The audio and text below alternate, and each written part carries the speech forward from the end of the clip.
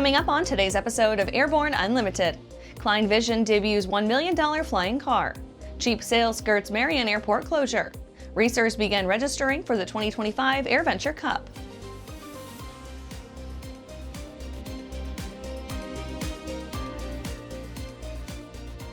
Welcome to Airborne-Unlimited. I'm your host, Talon. Let's get into today's stories. Klein Vision debuts $1 million flying car. Slovakia-based developer Klein Vision recently unveiled the production model prototype of its flying car. If all goes to plan, the AirCar will hit the market in early 2026. The AirCar is the outcome of more than a decade of work from Klein Vision co-founders Stefan and Anton Zajac. The company was officially established in 2017 and had its first flying car prototype in the air by 2021.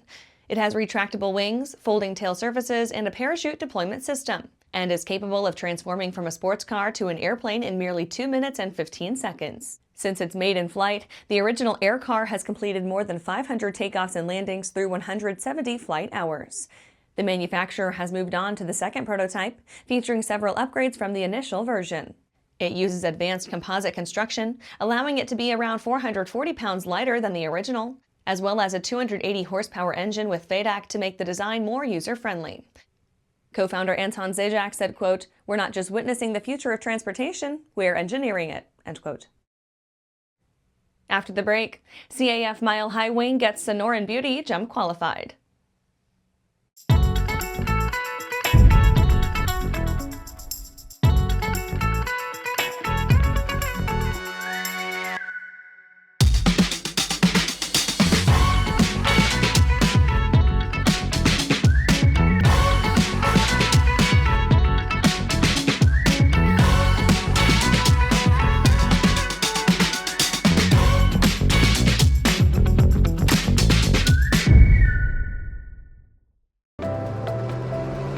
I'm currently using the Hartzel Talon, by far the best aerobatic propeller ever come out. I use the Trailblazer. It adds performance to the Super Decathlon and dependability, and it's rugged. Hartzel's been an excellent partner for Whip Air, just in terms of your product support as well as keeping an eye on the market and developing new products that meet demand. It's helping us all have better performing airplanes. It's such a proud honor to fly behind that propeller. Welcome back. Now let's take a trip around the patch for some shorter stories. CAF Mile Highwing gets Sonoran Beauty jump qualified. A beautifully restored twin Beechcraft 18 in its original military configuration as an SNB-5 expediter called Sonoran Beauty of the Commemorative Air Force's Mile Highwing in Broomfield, Colorado, has been officially certified as a platform for parachute jump ops. The new qualification paves the way for skydiving experiences and adds an exciting capability to the aircraft's popularity, as well as to serving to draw more visitors to events such as concerts and fly-ins where Sonoran Beauty is in attendance. IAG orders 76 Boeing and Airbus airliners. International Airlines Group, a joint holding company between British and Spanish air carriers, announced it has ordered up to 76 new Boeing and Airbus aircraft to enable anticipated growth, as well as updating long-haul fleets to modern, fuel-efficient aircraft over the 2028 to 2033 period. The group said in a statement the new aircraft, quote, will enable IAG's airlines to grow and replace their long-haul fleets with modern, fuel-efficient planes, end quote. The order includes 53 long-haul planes, 32 Boeing 787-10s for British Airways, and 21 Airbus A330-900 NEOs for Aer Lingus, Iberia, or Level. FAA shuts down ATC oversight review amid scrutiny. In a move that appears somewhat mistimed and tone-deaf, the FAA has quietly halted the work of an independent panel of experts who were assigned to evaluate the agency's oversight of air traffic control operations. The decision trails just behind a very public mid-air collision near Washington's Reagan National Airport that killed 67 people and raised urgent questions about the FAA's ability to manage safety in the skies. EAA joins Modern Skies Coalition endorsing House ATC modernization bill. The EAA has accompanied more than 50 other aviation stakeholders in the Modern Skies Coalition, voicing strong support for a bill under consideration in the U.S. House Transportation and Infrastructure Committee that would appropriate $15 billion to invest in crucial aviation infrastructure, air traffic control, and workforce development. EAA notes, quote, "We urge the committee to pass these provisions and look forward to working with Congress and the administration on efforts that utilize these investments in modernizing ATC to support all users of the national airspace system," end quote. That's it for today's trip around the patch. Let's get back to the rest of the news. Cheap sale skirts Marion Airport closure. Iowa's Marion Airport, C-17, is being temporarily saved in a $500,000 runway sale, representing less than a third of the city's original purchase.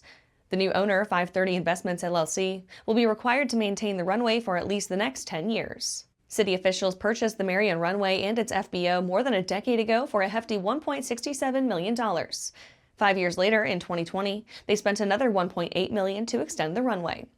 In more recent years, however, the city decided that it wanted to escape the airport business in order to pursue some more expensive endeavors. It published a request for proposals in early February in hopes of finding a quick buyer. Despite an initial bite by Luxair owner Jeff Witter, the deadline for proposals came and went with no offers. Marion City Council members reviewed several other options and conducted studies to determine the airport's worth, but eventually confirmed that the lack of federal funding available made the project out of reach. They voted to shut down the runway by June 30th, 2025. Under intense community pushback, the council changed course and reopened the request for proposals with a lower starting bid. The one and only offer, placed by 530 Investments LLC, is set to be finalized by June 25th. After these messages, racers begin registering for the 2025 AirVenture Cup. Looking for a new generation of proven and efficient aviation power plants that boast modern engineering, electronic ignition, and both direct and gear drive systems? With 100 horsepower to 240 horsepower, the Skyline and Redline engines offer uncommon value in an overpriced industry. Whether you are looking for fixed wing or rotor, MW Fly Americas has been established to service the American market with dedication and expertise.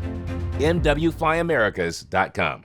Meet the first of a new generation of the M-Class family. The M700 Fury. An aircraft worthy of the name, an indomitable force. The M700 Fury transcends traditional limits with more power, blistering performance, a finely appointed interior, and the luxury of what matters most: time. Experience the Fury. Join the legacy. Direct Fly USA proudly introduces the new Alto NG, a single-engine, two-seat light sport aircraft for the North American market. This simple, all-metal aircraft design provides low-maintenance cost, easy, comfortable access, and responsive flight controls. Equipped with the Rotax 912 engine and a ballistic parachute, the Alto NG is reliable and safe. Learn more about the Alto NG at directflyusa.com. Welcome back. Racers begin registering for the 2025 AirVenture Cup. It's that time of year again for pilots with aircraft of all shapes and sizes to begin registering for the annual AirVenture Cup cross-country air race. Over 100 people have put their names into the competition so far, and applications remain open through June 2nd. The AVC is an amateur open circuit race available to all experimental and factory-built airplanes. Over the last 26 years, it has become a staple of the EAA's AirVenture Oshkosh Air Show. The event typically begins on the opening weekend of the convention in late July. Most applicants choose to use the race as their entry to a week of aviation fun at AirVenture, flying into Wisconsin's Whitman Regional Airport at its conclusion. This year is no different, with participants expected to meet in Wausau, Wisconsin on July 20th, 2025.